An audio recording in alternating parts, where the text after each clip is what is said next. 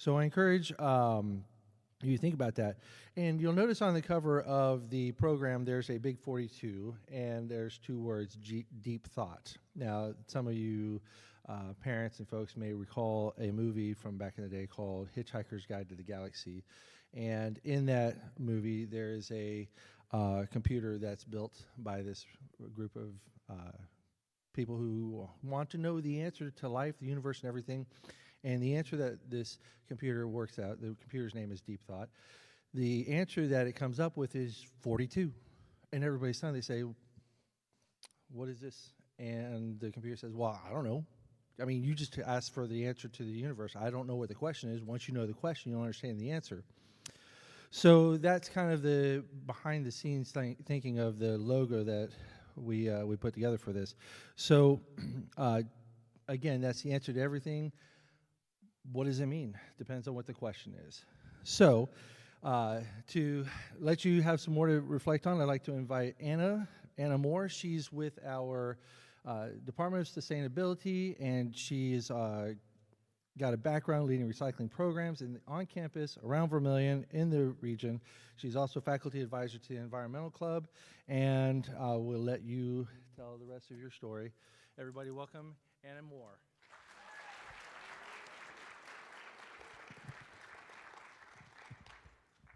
All right, hello everybody.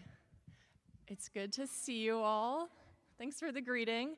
As James Tracy just said, my name is Anna Moore, and I am an instructor. I teach in the Department of Sustainability and Environment here at USD, and I also work with students who want to take what they learn in the classroom and put it into practice in the real world, making our world a better place. I get to teach about the environment, our society, and our economy, and how we can connect all these things to make our world better.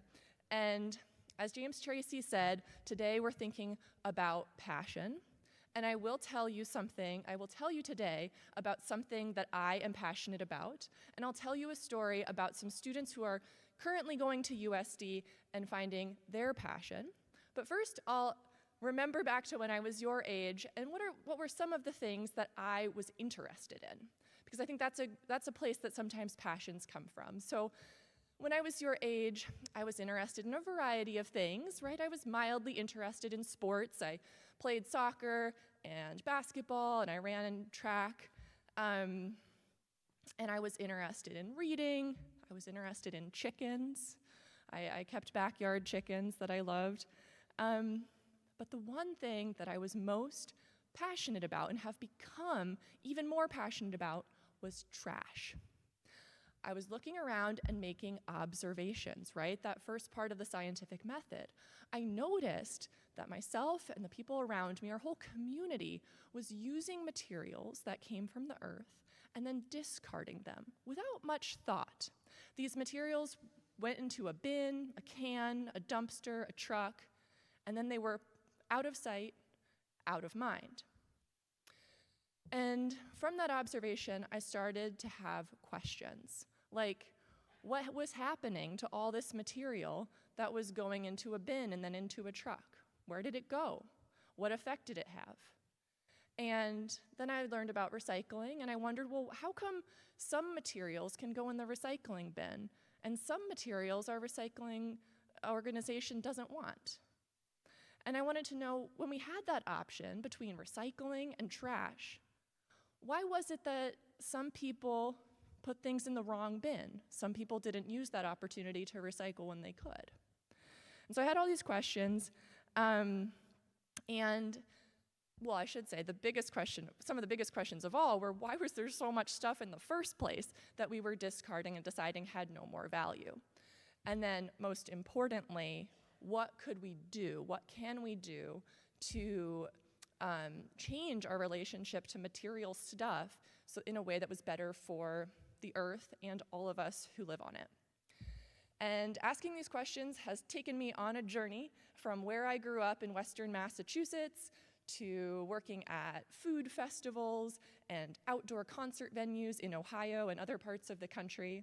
It even brought me here to USD, where I worked as the campus recycling coordinator and helped to start a program where we collect the things that students no longer want, and donate them to people who can use them. So it's been a fascinating journey, and now I'm working with USD students who are making their own observations and asking their own questions to make the world better.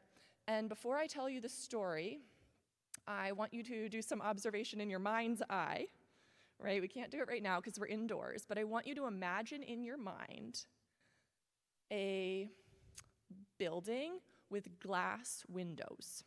Imagine you're outside of this building looking at it. Okay, you're looking at these large glass windows. When you leave today's building, you will see a lot of buildings on this campus that have big glass windows. Now, in your mind's eye, as you're looking at that window, can you imagine the reflection that you might see? If there's a tree right outside the building, the reflection on that big glass window will look like a tree, right?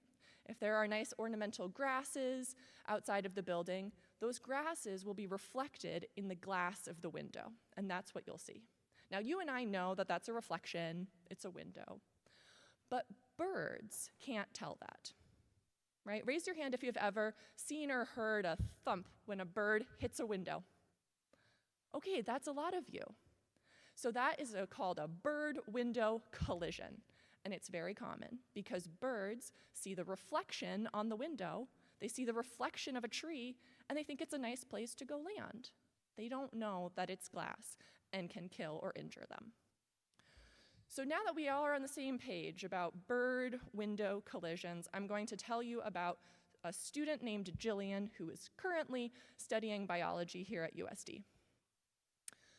When she got to campus, she made an observation. One day, she was walking into one of the buildings here on campus, and she noticed a small, dead, yellow and black bird on the ground, on the pavement, right outside of the door. Right? She took a picture, she documented her observation, she recorded it, and then she went to class, She came back out, and on another part of the building, she saw another dead bird on the pavement. During that one day, she saw 4 dead birds right outside the same window of the same building. So there she had their observation. This seems like an issue, but she had some questions. Was this normal? Are this many birds dying and running into the windows every day, or was this an exception? Is this what's happening at all the buildings on our campus, or was it just that one building in particular? And if it was more of a problem for some buildings than others, why was that? And most importantly, what could we do to solve this problem? And Jillian knew that to solve a problem, it helps to have a team. So she reached out to everybody she knew on this campus who cared about birds, and she called a meeting to discuss the problem. She also knew that to solve a problem, it helps to do some research. So she read some articles that had been written by scientists, and she's learned, in fact, that window collisions are one of the major reasons that bird populations are declining in North America. And with her team that she gathered, they started monitoring systematically bird deaths on our campus. Each student took a different building and agreed to walk around the perimeter of the building once a day and take photos of all the dead birds that they saw. Then Jillian used her skills to make a map of the campus that shows where on campus the most dead birds were found. Okay, and then they saw that the area around our med school had a high concentration of bird deaths. So they're starting to gather more data to inform this problem. And they also found that they were finding more dead birds during migration seasons, which are in the spring and in the fall, when birds are migrating. Now, they didn't just research the problem. This is important. They also researched solutions. And they found that there are actually many solutions to this problem of bird-window collisions. And one of them is to put small dots on the outside of windows. They found this one company called Feather Friendly, and they sell big rolls of dots on sticky paper. And you apply the sticker to the outside of the window, and then when you pull it off, the little black dots remain. They're so small that you can still see in and out of the window, but they're close enough together that birds can tell it's a solid surface, and they don't run into it, they don't fly into it. So this seemed like a good solution. They made their first proposal to test this out, to do an experiment, to see if this worked on our campus, on the buildings where they had found the most bird deaths. And their first proposal to do this experiment was rejected. There were some reasons that campus leaders were a little bit hesitant to try it out, to give them permission. But despite getting that rejection, Jillian and the other students here are not giving up. They are meeting next week to discuss what their next steps are, how they're going to revise their plan, what their strategy is going to be to make sure that we can make this campus safer for birds. And to conclude here, I hope that today, when all of you are finding challenges in front of you, just like Jillian and these students, that you respond in the same way, by not giving up. And by realizing that, well, what I hope will happen is that you'll find that challenge today and think, oh, good, like this is why I came to Vermilion. I was hoping I would get a challenge because I know that all of you are up for a challenge and that the effort, no matter what scores you get, the effort that you put into solving a challenge, working on a challenge, strengthens your mind. And I think all of us need to continually strengthen our minds with effort into challenges so that we can solve problems like bird collisions and the many other problems that exist in our world. So I hope that you enjoy your time on USD's campus today and have a great Science Olympiad.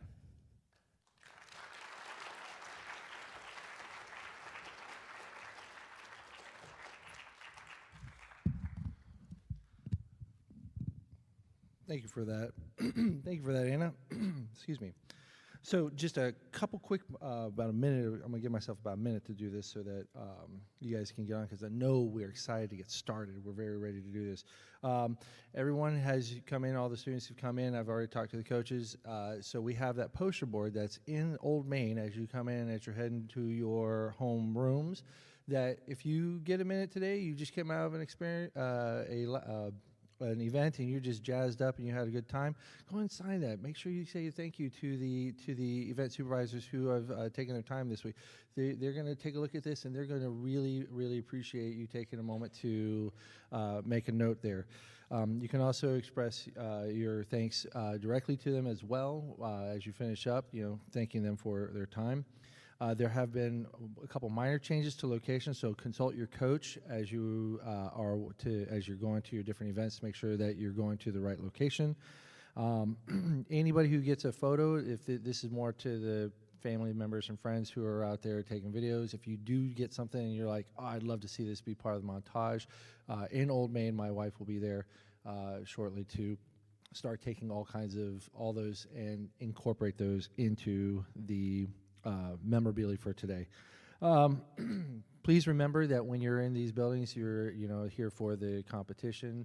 Try to avoid any temptation to explore or be too curious.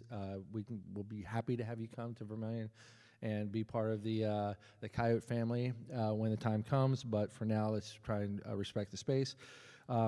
Between 3, I forgot to mention this to the coaches, between 2 and 4, our physics club's telescoper group is going to be out between Old Main and this building, and you can see telescopes, touch telescopes. We're going to have safe viewing for looking at the sun and a few things. So make sure that if you got a few minutes to get out there and take a look at that, if you're not going to the National Music Museum for those tours, that you make time to check those out. And also, in addition to the National Music Museum, we do have the WHO if you're just really itching for some historical context, but have some time to kill. With those comments, and I know that we're ready to go, who's going to win today? I want to know who's going to win. Who's going to win? You can call it. There you go. All right. Well, then I say, I hereby declare that the 42nd annual South Dakota Science Olympiad State Tournament has begun. Good luck, everybody.